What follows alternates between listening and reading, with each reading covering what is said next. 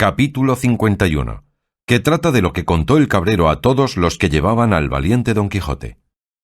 3 leguas de este valle está una aldea que, aunque pequeña, es de las más ricas que hay en todos estos contornos, en la cual había un labrador muy honrado, y tanto que, aunque es anejo al ser rico el ser honrado, más lo era él por la virtud que tenía que por la riqueza que alcanzaba. Mas lo que le hacía más dichoso, según él decía, era tener una hija de tan extremada hermosura, rara discreción, donaire y virtud, que el que la conocía y la miraba se admiraba de ver las extremadas partes con que el cielo y la naturaleza la habían enriquecido. Siendo niña, fue hermosa, y siempre fue creciendo en belleza, y en la edad de 16 años fue hermosísima. La fama de su belleza se comenzó a extender por todas las circunvecinas aldeas. ¿Qué digo yo por las circunvecinas no más? Si se extendió a las apartadas ciudades y aún se entró por las salas de los reyes y por los oídos de todo género de gente que como a cosa rara o como a imagen de milagros de todas partes a verla venían.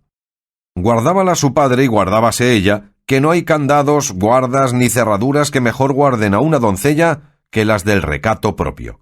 La riqueza del padre y la belleza de la hija movieron a muchos, así del pueblo como forasteros, a que por mujer se la pidiesen, mas él, como a quien tocaba disponer de tan rica joya, andaba confuso, sin saber determinarse a quién la entregaría de los infinitos que le importunaban. Y entre los muchos que tan buen deseo tenían, fui yo uno, a quien dieron muchas y grandes esperanzas de buen suceso conocer que el padre conocía quién yo era, el ser natural del mismo pueblo, limpio en sangre, en la edad floreciente, en la hacienda muy rico y en el ingenio no menos acabado. Con todas estas mismas partes la pidió también otro del mismo pueblo, que fue causa de suspender y poner en balanza la voluntad del padre, a quien parecía que con cualquiera de nosotros estaba su hija bien empleada. Y por salir de esta confusión, determinó decírselo a Leandra, que así se llama la rica que en miseria me tiene puesto, advirtiendo que, pues los dos éramos iguales, era bien dejar a la voluntad de su querida hija el escoger a su gusto. Cosa digna de imitar de todos los padres que a sus hijos quieren poner en estado. No digo yo que los dejen escoger en cosas ruines y malas, sino que se las propongan buenas y de las buenas que escojan a su gusto. No sé yo el que tuvo Leandra. Solo sé que el padre nos entretuvo entrambos con la poca edad de su hija y con palabras generales que ni le obligaban ni nos desobligaban tampoco. Llámase mi competidor Anselmo y yo Eugenio, porque vais con noticia de los nombres de las personas que en esta tragedia se contienen, cuyo fin aún está pendiente, pero bien se deja entender que ha de ser desastrado. En esta sazón vino a nuestro pueblo un Vicente de la Roca, hijo de un pobre labrador del mismo lugar, el cual Vicente venía de las Italias y de otras diversas partes de ser soldado. Llevóle de nuestro lugar, siendo muchacho de hasta 12 años, un capitán que con su compañía por allí acertó a pasar, y volvió el mozo de allí a otros 12, vestido a la soldadesca, pintado con 1000 colores, lleno de 1000 dijes de cristal y sutiles cadenas de acero. Hoy se ponía una gala y mañana otra, pero todas sutiles, pintadas, de poco peso y menos tomo. La gente labradora, que de suyo es maliciosa y dándole el ocio lugar es la misma malicia, lo notó y contó punto por punto sus galas y preseas, y halló que los vestidos eran 3, de diferentes colores, con sus ligas y medias, pero él hacía tantos guisados e invenciones de ellas, que si no se lo contaran, hubiera quien jurara que había hecho muestra de más de 10 pares de vestidos y de más de 20 plumajes. Y no parezca impertinencia y demasía esto que de los vestidos voy contando, porque ellos hacen una buena parte en esta historia.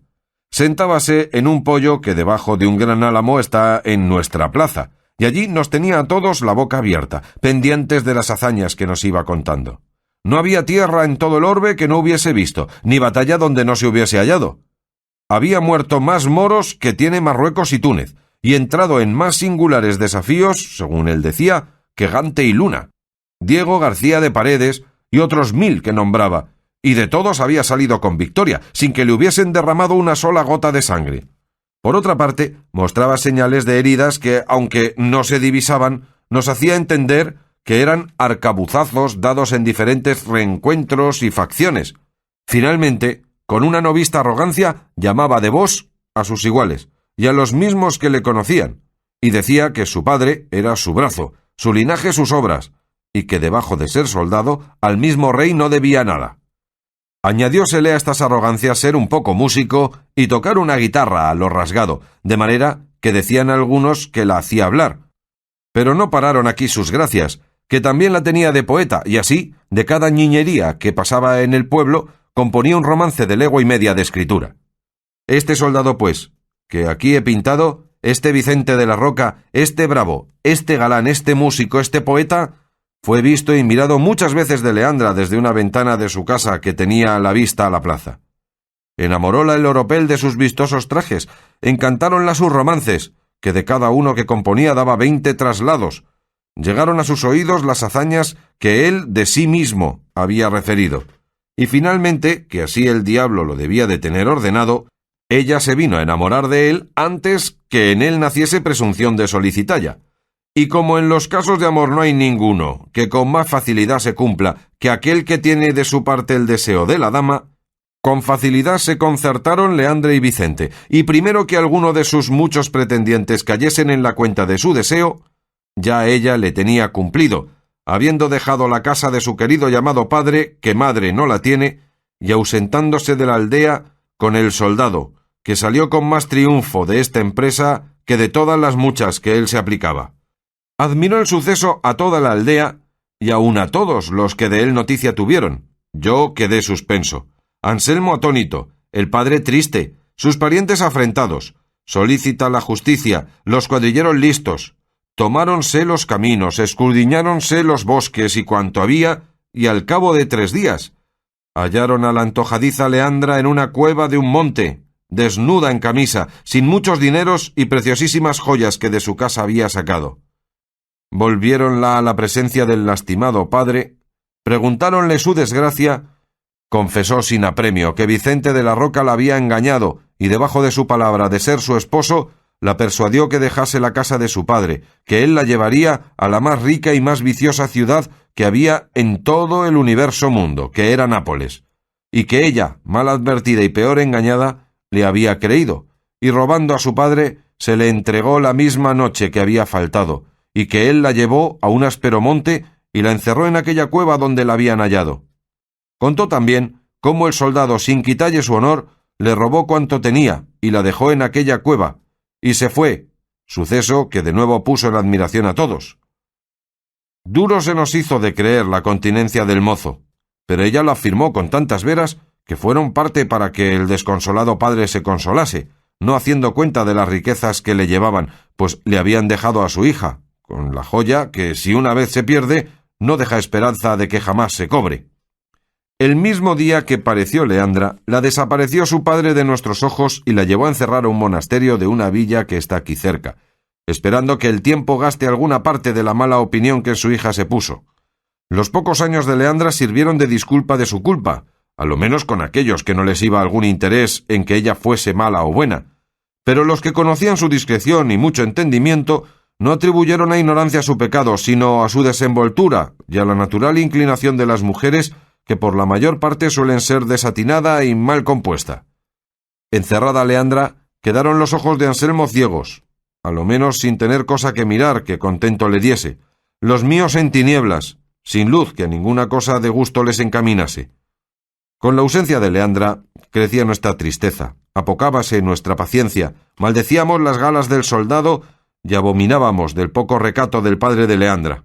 Finalmente Anselmo y yo nos concertamos de dejar el aldea y venirnos a este valle, donde él apacentando una gran cantidad de ovejas suyas propias, y yo un numeroso rebaño de cabras, también mías, pasamos la vida entre los árboles, dando vado a nuestras pasiones, o cantando juntos alabanzas o vituperios de la hermosa Leandra, o suspirando solos y a solas, comunicando con el cielo nuestras querellas.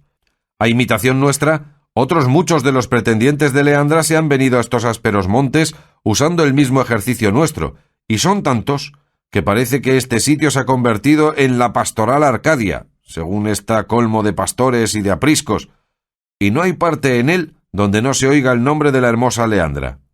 Este la maldice y la llama antojadiza, varia y deshonesta. Aquel la condena por fácil y ligera. Tal la absuelve y perdona, y tal la justicia y vitupera. Uno celebra su hermosura, otro reniega de su condición, y en fin, todos la deshonran y todos la adoran.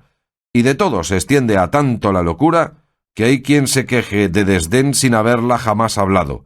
y aun quien se lamente y sienta la rabiosa enfermedad de los celos que ya jamás dio a nadie, porque, como ya tengo dicho, antes se supo su pecado que su deseo.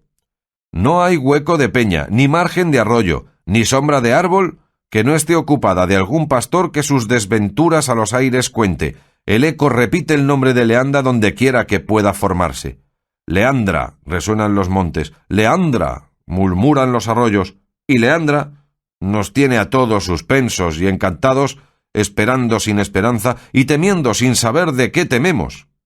Entre estos disparatados, el que muestra que menos y más juicio tiene es mi competidor Anselmo, el cual, teniendo tantas otras cosas de qué quejarse, solo se queja de ausencia, y al son de un rabel que admirablemente toca, con versos donde muestra su buen entendimiento, cantando se queja. Yo sigo otro camino más fácil, y a mi parecer el más acertado, que es decir mal de la ligereza de las mujeres, de su inconstancia, de su doble trato, de sus promesas muertas, de su fe rompida, y finalmente, del poco discurso que tienen en saber colocar sus pensamientos e intenciones que tienen. Y esta fue la ocasión, señores, de las palabras y razones que le dije a esta cabra cuando aquí llegué, que por ser hembra la tengo en poco, aunque es la mejor de todo mi apero. Esta es la historia que prometí contaros. Si he sido en el contarla prolijo, no seré en serviros corto. Cerca de aquí tengo mi majada, y en ella tengo fresca leche y muy sabrosísimo queso, con otras varias y sazonadas frutas no menos a la vista que al gusto agradables.